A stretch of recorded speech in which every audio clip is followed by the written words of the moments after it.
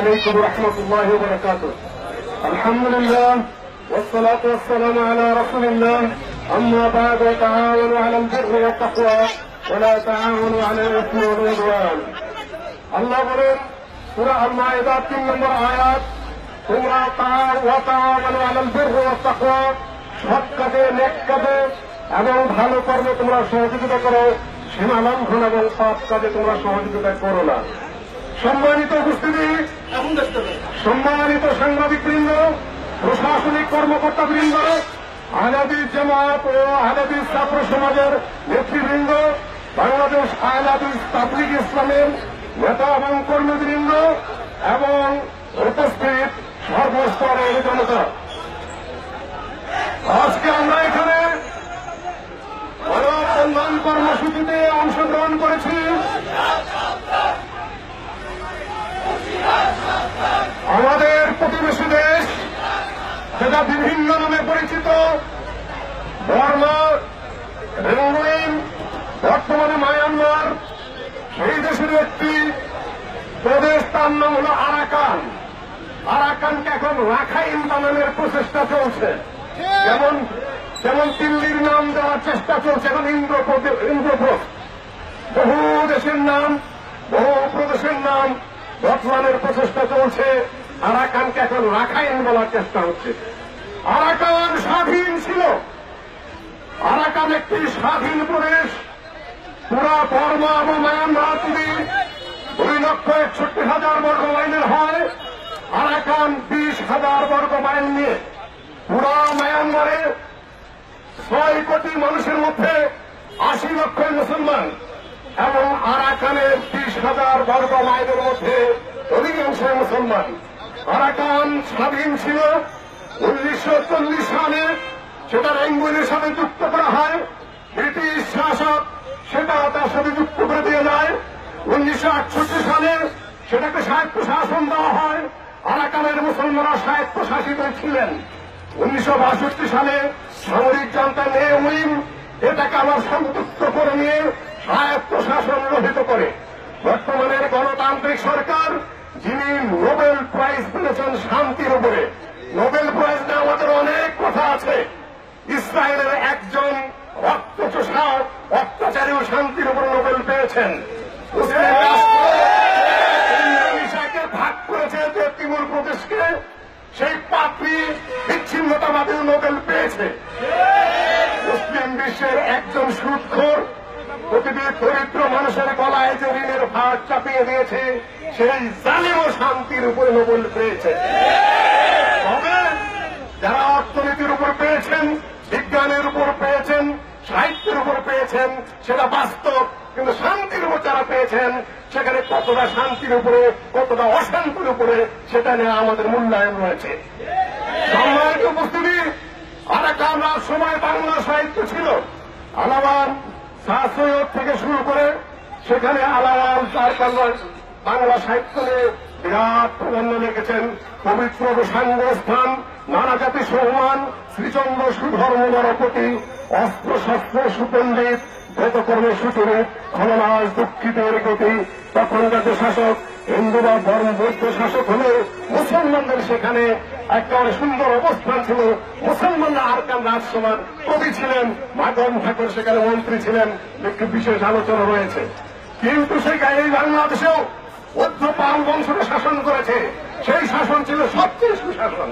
বৌদ্ধের বাণী অহিংসা পরম ধর্ম, জীব হত্যা মহাপাপ, সব প্রাণী ভুলে গিয়ে কোন ধর্মকর্ম নেই। আজকে তারা মুসলমান হত্যা করছে, মানুষ হত্যা করছে। আসলে ধর্ম বলতে কিছুই নেই। বলা হয় থাইল্যান্ড, চীন, বর্মা থেকে শুরু করে অধিকাংশ ওরা বৌদ্ধ। কিসের বৌদ্ধ? ধর্ম বলতে কিছুই নাই। বৌদ্ধরা যখন তাদের ত্রিপিটক পাঠ করেন, টিভিতে দেখি যে সভ্যের সত্তা সুখাদি ভবন্তু, সকল জীব সুখের হোক। কোথায় তারা সুখ দিচ্ছেন? আসলে তারা ধর্ম মানেন না, ধর্ম চর্চাও করেন না। দীর্ঘদিন সামরিক চাপা করে থাকার পরে তাদের ভাষা রুক্ষ, আচরণ রুক্ষ হয়ে পড়েছে। আমরা মনে করি সুচির শাসন আমলে তারা আবার সেখানে গণতান্ত্রিক পরিবেশ ফিরিয়ে আনবেন। এইটুকু বলার পরে দ্বিতীয় পাঠ আমরা একটি ভাগ মুসলমান এখানে বসবাস করি। 1948 সালে বার্মা স্বাধীন হয়েছে, আমরা 1947 সালে স্বাধীন হয়েছি। এখানে অধিকাংশ মানুষ মুসলিম ছিল বলে একটি ভূখণ্ড আমরা অটোনোমাস এবং সফরেন হিসেবে পেয়েছি, কিন্তু তারা তা পায়নি। এটা আমাদের জন্য একটা বিরাট পাওনা। আমাদের স্বাধীন পতাকা, স্বাধীন পার্লামেন্ট, স্বাধীন বিমান বাহিনী এবং একটা ক্রিকেটের একটা স্বাধীন দলের জন্যই এই ভূখণ্ডটার মধ্যে মুসলিম সংখ্যাগরিষ্ঠ ছিল। এই জন্যই অন্য যত মন্ত্রতন্ত্রই বলেন না কেন, সেগুলো স্বাধীনতার মূল মন্ত্র নয়। মূল মন্ত্রই হলো এখানে আমরা 90% মুসলমান বসবাস। এটাকে যত দুর্বল করবেন স্বাধীনতা ততই দুর্বল হবে। বিশ্বকে চেয়ে দেখুন, ইরাকের পরিস্থিতি চেয়ে দেখুন, সিরিয়ার পরিস্থিতি চেয়ে দেখুন, লিবিয়ার পরিস্থিতি চেয়ে দেখুন, কাশ্মীরের পরিস্থিতি চেয়ে দেখুন, কি অবস্থা। যত তন্ত্রমন্ত্র আবিষ্কার করে মুসলিম শিক্ষা, মুসলিম সংস্কৃতি, মুসলিম নীতি তারা দুর্বল করছে, ততই তারা বিধ্বস্ত হয়ে পড়ছে। 1977 সাল থেকে এই নির্যাতনের প্রকাশ্য সূচনা, লক্ষ লক্ষ কর্মী দেশে এসেছে। আমরা তাদের মুসলিম ভাই হিসাবে তাদেরকে আশ্রয় দিয়েছি। এক ভাই প্রশ্ন তুলেছেন, কোথায় সারা বিশ্বের মানবতাবাদীরা? মানবতাবাদীরা শুধুমাত্র বাংলাদেশের বর্ডারই খুলতে বলছে। কেন?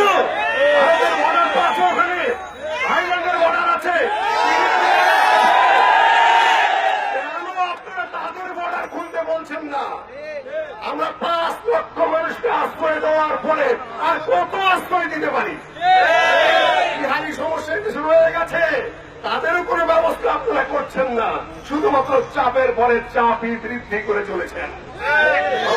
ভাই বোনেরা, তারপরেও বাংলাদেশ সরকার তখন থেকে শুরু করে এখন পর্যন্ত ভালো 14টা সম্ভব একটি দুর্বল দেশ হিসাবে করেই চলেছে। কালকে পররাষ্ট্রমন্ত্রী বৈঠক করেছেন সারা বিশ্বের সকল পররাষ্ট্রমন্ত্রীদেরকে নিয়ে, তাদের দৃষ্টি আকর্ষণ করেছেন।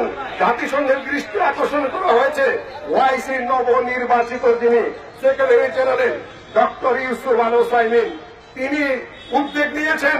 বহু উদ্যোগ জাতিসংঘের সাথে নিয়ে ওআইসি উদ্যোগ নিয়েছে। আমরা শুধু বদনাম করতে জানি, কিন্তু আমাদের সামর্থ্যটা তো আমাদের চিন্তা করতে হবে। ওআইসির বদনাম করছি, মুসলিম কান্ট্রির বদনাম করছি, রাষ্ট্রের বদনাম করছি, কতটুকু আমরা পাচ্ছি? কেউ তো সহযোগিতার হাত সম্প্রসারিত তেমন করছে না, শুধুমাত্র বক্তব্য দিয়ে দু একটা বিবৃতি দিয়ে দায় সারছেন। তবে আমরা আরো ঐক্যবদ্ধ হতে হবে, সামাজিক ভাবে, জাতীয় ভাবে, রাজনৈতিক ভাবে। প্রয়োজন হলে সরকারের সম্মতি নিয়ে আমরা লক্ষ লক্ষ মানুষের মিছিল টেকনাফ নিয়ে যেতে চাই বৃদ্ধি করার জন্য। এটা যুদ্ধের জন্য নয়। মিয়ানমারের মতো একটি দুর্বল রাষ্ট্রের বিরুদ্ধে যুদ্ধ করার ক্ষমতা আমাদের বাংলাদেশে রয়েছে।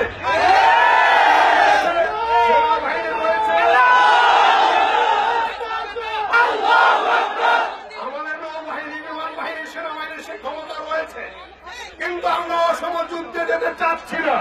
আপনারা যতভাবে উস্কানি দেন না কেন, মানবতার পদ্ধতি ধরে, আন্তর্জাতিক নিয়ম মেনে, ডিপ্লোমাসি মেনেই আমরা এটার সমাধান করতে চাই এবং সরকার সে বিভিন্ন উদ্যোগ নিচ্ছেন বলে আমরা মনে করি। কতটুকু পাচ্ছি। তবে আরো চাপ বৃদ্ধি করতে হবে, জনগণকে আরো সংশ্লিষ্ট করতে হবে। যে সুযোগ আপনারা দিয়েছেন এই জন্য ধন্যবাদ জ্ঞাপন করছি। এতটুকু সুযোগ না দিলে আমরা এই বক্তব্য দিতেও পারতাম না। তারপরে তৃতীয় প্রসঙ্গ যেটি, সেটি হল যে এদের সাহায্য সুবিধা আমরা কিভাবে করতে পারি। বেআইনি পদ্ধতি ধরে কিছু করে সাহায্য সহযোগিতা গেলে নিশ্চিতভাবেই সেটা সন্দেহের কাতারে পড়ে যায়। একজন সৌদি মেহমান এসেছিলেন, অ্যারেস্ট হয়েছেন। অনুবাদ করতে যাইয়া কি বলে না, ইব্রাহিম মাদানি অ্যারেস্ট হয়েছেন।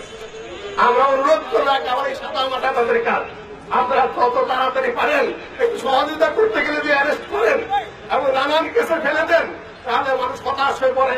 এখন সৌদি আরব যদি বলে আমাদের লোকটা সহযোগিতা করতে গিয়েছিল, তোমরা অ্যারেস্ট করেছো, অনুবাদকে অ্যারেস্ট করেছো, ছাড়ছ না, আমরা হাত গুটিয়ে নিলাম। এখন কি সৌদি আরবে যে বর্মার মানুষগুলা রয়েছে, লক্ষ লক্ষ মানুষকে সৌদি সরকার ন্যাশনালিটি কার্ড দিয়ে দিয়েছেন, সহযোগিতা করছেন। কাজেই আমরা আশা করব সারা মুসলিম বিশ্ব সচেতন হয়ে উঠেছে, বাংলাদেশ সরকার সচেতন হয়ে উঠেছে, জনগণ এখানে সচেতন হয়ে উঠেছে, আন্তর্জাতিক জগৎ সচেতন হয়ে উঠবে। তাদেরকে ফিরত দেওয়ার ব্যবস্থা গ্রহণ করতে হবে। এ পর্যন্ত খালি বলছে আশ্রয় দাও, জায়গা দাও, যেখানে দেশে যুদ্ধ হয়েছে, একটা ডিক্লেয়ার্ড যুদ্ধ, ভারত আশ্রয় দিয়েছিল অনেক মানুষকে, যুদ্ধ শেষে তারা ফিরত এসেছেন। বার্মায় কোন যুদ্ধ ঘোষিত হয় নাই, একটা নির্জল অত্যাচার, সোজা অত্যাচার। মাকে গুলি করে মেরেছে সামনে, বাচ্চা শিশু দুধের আশায় গিয়ে মরা মায়ের দুধ পান করছে, মাকে বেঁধে রেখে শিশুকে আগুনে দগ্ধ করছে, মানুষের চামড়া, তাজা মানুষের চামড়া তারা তুলে নিচ্ছে, শত শত বাড়ি ঘর তারা পুড়িয়ে দিচ্ছে। এরা কি কোন যুদ্ধ ঘোষণা করেছিল? যুদ্ধের আইনের আওতায় এরা পড়ে? কখনো পড়ে না। যুদ্ধ হয়নি, কিচ্ছু না। এ কোন মানবতা, এ কোন মনুষ্যত্ব, এ কোন বিবেচনা? এই সব পশুর অধম হয়ে পড়েছে তারা। হাদিসে কতগুলো বিষয় রয়েছে, কোরআনের আয়াত তেলাওয়াত করেছেন, আল্লাহু ফি আউনিল আবদ মা দামাল আবদু ফি আউনি আখি। আল্লাহ বান্দাকে সহযোগিতা করেন যারা তার মুসলিম ভাইকে সহযোগিতা করেন। আল মুমিনু মাসালুল মুমিন, মুমিনের উদাহরণ নেই কালজাসাদিল ওয়াহিদ ইযা ইশতাকা মিনহু উযবুন ওয়াহিদ তাদাআ লাহু সাইরুল জাসাদ মিন হুম্মা সাহার। মুমিনদের উদাহরণ নেই একটি দেহের মতো, একটি অঙ্গে যদি ব্যথা হয়, বিষয় অসুস্থ হয়, সারা অঙ্গ জর্জরিত হয়ে পড়ে, চোখে ঘুম থাকে না। সারা বিশ্বের একটি মুসলিম যদি কোথাও নির্যাতিত হয়, সকল মুসলিমের মধ্যে সেই অনুভূতি থাকা দরকার। আল্লাহ নবী বলেছেন মুমিনদের উদাহরণ হলো এই একেবারে আল-বুনিয়ান, একবারে ভিত্তির মতো, আঙ্গুলের সাথে আঙ্গুল চাপাতে বললেন যে মুসলমানদের সাথে মুসলমানদের সম্পর্ক এরকম। সবই বুখারী এবং মুসলিমের হাদিস। একজন মুসলিম যদি আরেকজন মুসলিমকে বিপদ থেকে উদ্ধার করে, আল্লাহ কিয়ামতের দিনে এই কারণে তাকেও বিপদ থেকে উদ্ধার করবেন। সব বুখারী মুসলিমের হাদিস আপনাদের সামনে তুলে ধরলাম। সম্মানিত উপস্থিতি, আমি আমার বক্তব্য শেষ করতে চাচ্ছি। এখনই বাংলাদেশ সরকার আরো চাপ অব্যাহত রাখবেন। জাতিসংঘের প্রতিনিধি যারা আছেন, সকল সম্পৃক্ত থাইল্যান্ড, চীন এবং ভারতের সীমান্ত খুলে দেওয়ার জন্য তারা বলবেন, তাদের সরাসরি সাহায্য যেন করতে পারে সেখানে। এজন্য বাংলাদেশ সরকারকে আরো উদার ভূমিকা নিতে হবে। এবং আমি বলবো না যে আমরা আরো চাপ নিতে পারবো, যদিও যদি সম্ভব হয় বাংলাদেশ সরকারের পক্ষে, সেটা তারা বিবেচনায় নিবেন, ধর্মীয়ভাবে বিবেচনায় নিবেন। তারপর 5 লক্ষের উপরে যে বর্মী দেশে রয়েছে, কত দ্রুত তাদের সার্বভৌম ভূখণ্ডে, যেটা আমি আগেই বলেছি 1948 সালের দেওয়া সার্বভৌমত্ব, এবং তাদের যেটা কেড়ে নিয়েছে উইন এই সামরিক জান্তা, সেই সার্বভৌমত্ব তাদেরকে ফিরিয়ে দিয়ে নিরাপদে তাদের দেশে তাদের ফেরত নেওয়ার ব্যবস্থা করা হোক, আন্তর্জাতিক চাপ সৃষ্টি করা হোক, জাতিসংঘ সেটাকে সরাসরি অংশগ্রহণ করুক। ওআইসি উক্ত প্রায় 60টি দেশের সকল মুসলিম রাষ্ট্রের এখানে ঐক্যমত পোষণ করতে হবে। 32টি দেশ মিলে যে মিলিটারি ইসলামিক মিলিটারি অ্যালায়েন্স হয়েছে, সেই অ্যালায়েন্সকে সচেতন হতে হবে, ধমকি দিতেই হবে। 3 দেশ মিলে, সৌদি আরব, তুর্কিস্তান এবং পাকিস্তান মিলে যে সামরিক অ্যালায়েন্স হচ্ছে, বাংলাদেশের কিছু এলার্জি অবশ্যই থাকবে 71-এর যুদ্ধ নিয়ে, এটা বাস্তবতা। সেটাকে একটু হালকা করে নিয়ে মিশরের যেহেতু অগণতান্ত্রিক সরকার, গণতান্ত্রিক সরকার হটিয়ে বসেছে, সেটাকেও মিনিমাইজ করে নিয়ে এসে একটা মুসলিম শক্তিশালী রাষ্ট্রগুলোর একটি বৃহত্তর অ্যালায়েন্স গঠন করে সেখান থেকেও ধমকি দিতে হবে, চাপ সৃষ্টি করতে হবে। দালাই লামাকে আমি প্রশংসা করব, বহু নাম কামতা তিনি গতকাল বক্তব্য দিয়েছেন, বর্মা সরকারের প্রতি আহ্বান জানিয়েছেন এই দুঃশাসন কুশাসন এবং মুসলমানদের এই যে মরা, তাদেরকে ধর্ষণ, খুন এবং বাড়িঘর পুড়িয়ে দেওয়া ইত্যাদি থেকে যেন তারা নিষ্ক্রিয় হয় এবং তারা যেন হস্তক্ষেপ করে, দালাই লামায় অনুরোধ জানিয়েছেন। চীন জাতিসংঘের সেই বৈঠকে অংশগ্রহণ করেনি, সেটা দুঃখজনক। এবং চীনকে আমরা অনুরোধ করব, শুধুমাত্র বৌদ্ধ হয়ে বৌদ্ধদের পথ খুলে মুসলিম নির্যাতনের ক্ষেত্রে নীরবতা পালন করুন বা বাস কাটাবেন, আপনাদের সাথে আমাদের একটা সুসম্পর্ক রয়েছে। সেটা হয় না, আপনারা এখানে চাপ সৃষ্টি করতে পারেন। আপনাদের সামান্য চাপে, চীনের সামান্য চাপেই বর্মা ভয় পেয়ে যেতে পারে, আপনারা সেই চাপটি প্রয়োগ করুন, এটা আমরা অনুরোধ করব। এবং বর্তমান আমেরিকার যে প্রেসিডেন্ট ট্রাম্প সাহেব, আগে যেটা ছিল সেটা ছিল খালি মুখে মুখে রসিকতা করত, মুসলিম জাতির জন্য কিছুই হয়নি। ইরাকেও মুসলিম মরছে, ফিলিস্তিনেও মরছে, ইরাকেও মরছে, লিবিয়াও মরছে, কাশ্মীরেও মরছে। বর্মাতা বলছে মিঠা মেরে শুধু কথাই বলেছে। ট্রাম্পের বিরুদ্ধে সবাই অবস্থান নিল, তার বক্তব্য স্পষ্ট, একটু পরিষ্কার ভাষার মানুষ। আমি আশা করব তিনিও তার পরিষ্কার ভাবে এই মানবতা বিরোধী কর্মকাণ্ডের বিরুদ্ধে স্পষ্ট ভাবে অবস্থান নিতেন বলে আশা করব। আমরা আশা করতে কোনো দোষ নেই, খুব দ্রুত। আর মুসলমানদের দোয়া করতে হবে, রাত্রির অন্ধকারে তাহাজ্জুদ করে দোয়া করতে হবে, আল্লাহ তুমি বর্মার মুসলমানদেরকে তুমি উদ্ধার করো, তাদেরকে নিজ দেশে ফিরে যাওয়ার তৌফিক দান করো, এবং সে দেশের যে গণতান্ত্রিক মানসিকতা সেটা যেন সে দেশে প্রকাশ পায় এবং মানুষগুলো যেন বাঁচতে পারে সে ব্যবস্থা তুমি সেখানে করো। তাদের স্বাধীন ভূখণ্ডে তারা যেন ফিরে যেতে পারে এই ব্যবস্থা তুমি করো।